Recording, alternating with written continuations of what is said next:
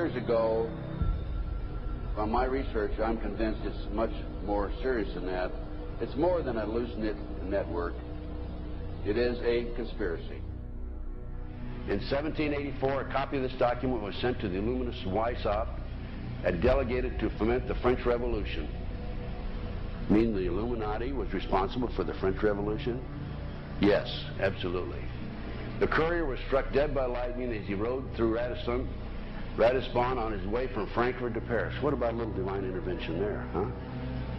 The police found the subversive documents on his body and turned them over to the proper government authorities.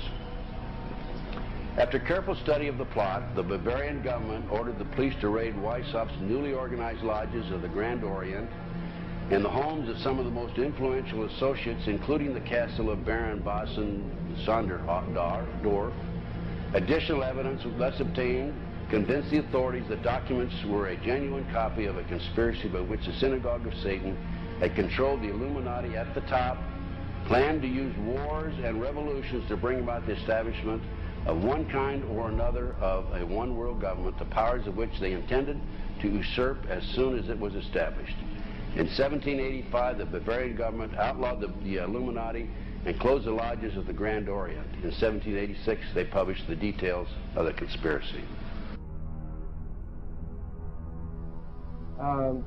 The new order of the world, our enterprise is now a success.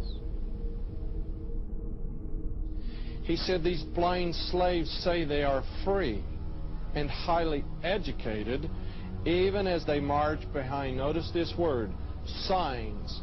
Have you ever taken time to analyze a sign or a billboard or a logo?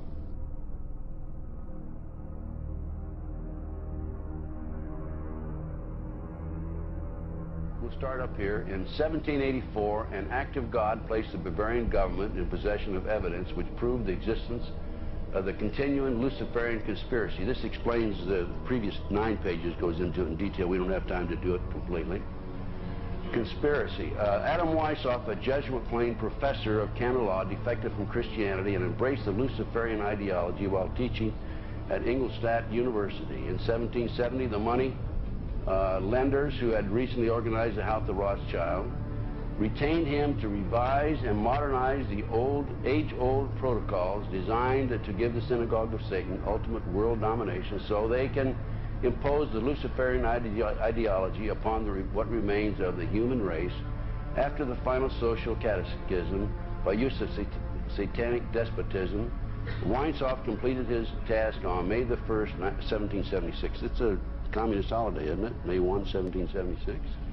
The plan required the destruction of all existing governments and religions.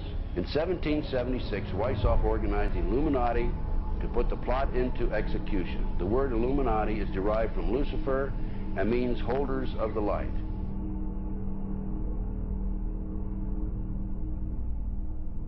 Weishaupt's revised plan required his Illuminati to do the following things to help them accomplish their purpose. 1.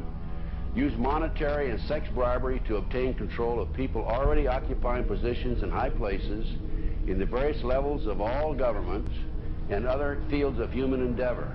Once an influential person had fallen for the lies, deceits, and temptations of the Illuminati, they were to be held in bondage by application of political and other forms of blackmail and threats of financial ruin, public exposure, and physical harm, and even death to themselves and their loved ones.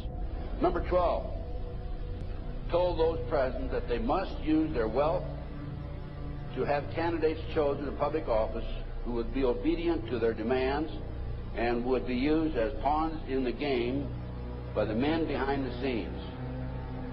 The advisors will have been bred, reared, and trained from childhood to rule the affairs of the world. Number 13, control the press. Number 16, infiltrate into the secret Freemasonry to be used for their purposes. That's been documented many times. Number 17, expound the value of systematic deception, use high-sounding slogans and phrases, and advocate lavish promises to the masses, even though they cannot be kept. I will not forget the wound to our country and those who inflicted it. I will not yield. I will not rest I will not relent in waging this struggle for freedom and security for the American people. So I don't know where he is. Nor do, I just don't spend that much time on him. We will not tire, we will not falter, and we will not fail.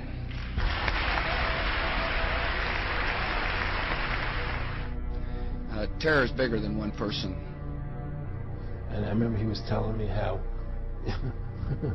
you're going to see soldiers looking in caves for people in Afghanistan and Pakistan and all these places, and there's going to be this war on terror, of which there's no real enemy. Who knows if he's hiding in some cave or not? We hadn't heard from him in a long time. Operation Northwoods, the plan called for innocent people to be shot on American streets. This is the Pentagon. For boats carrying refugees fleeing Cuba to be sunk on the high seas. For a wave of violent terrorism to be launched in Washington, D.C., Miami, and elsewhere. People would be framed for bombings they did not commit.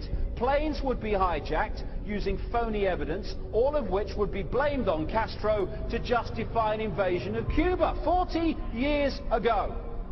An aircraft at Elgin Air Force Base would be painted and numbered as an exact duplicate for a civil registered aircraft belonging to a CIA proprietary organization in the Miami area.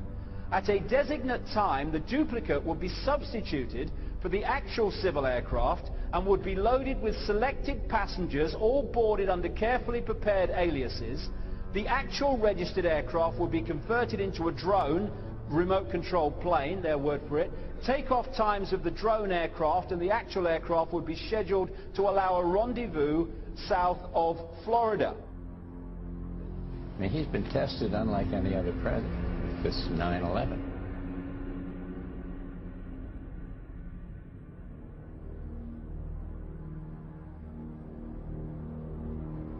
We have in this past year made great progress in ending the long era of conflict and Cold War.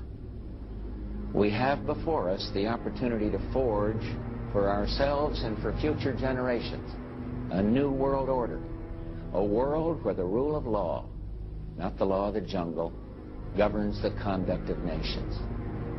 When we are successful, and we will be.